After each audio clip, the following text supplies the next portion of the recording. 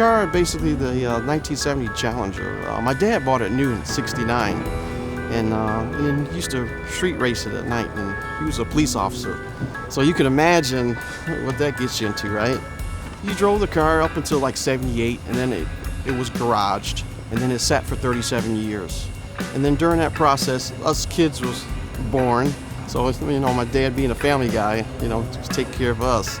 And, to me, it was just an old car sitting in the garage. So I used to take my bike in the garage and lean it against the car a little bit, and it would tip over and hit the car. And so the scratches that you see, and those are my dings. It's like, yeah, now I wish I didn't do that, but but it's kind of cool. The car is unique because of the all black Hemi Challenger RT car with a gator grain top. So that's what kind of makes it unique.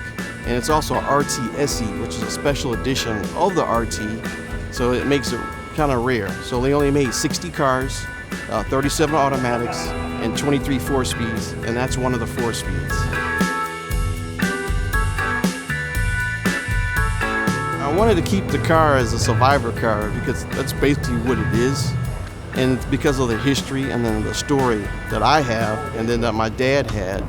And to actually, at this point, to like modify the car, customize it, I think it wouldn't be right to do that.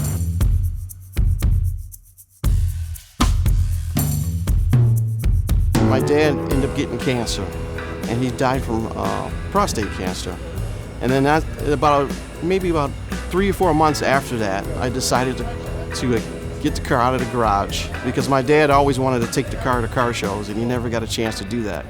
So I made it a promise to him that I would get it out and I'll take care of it for him and pass it down in the family.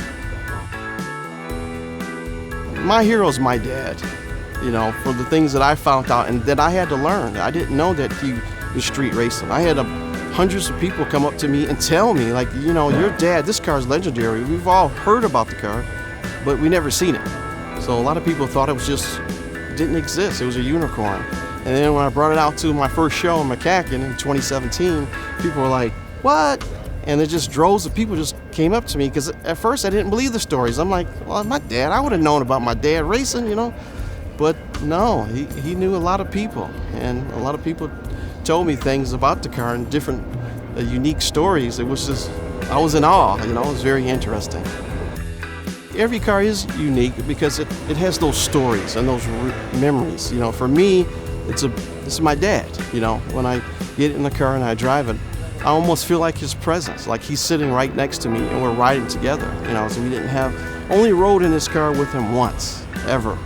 And I always remember it because I was a little kid, and he put a $100 bill on the dash, and he says, okay, when I take off, if you can grab this bill, it's yours. So I'm like, yeah, I'm gonna grab this bill. This is gonna be really easy money for me. So he says, go, and I go reach and grab it, and he takes off, and I'm like, oh, back in the seat. I never did get that $100 bill.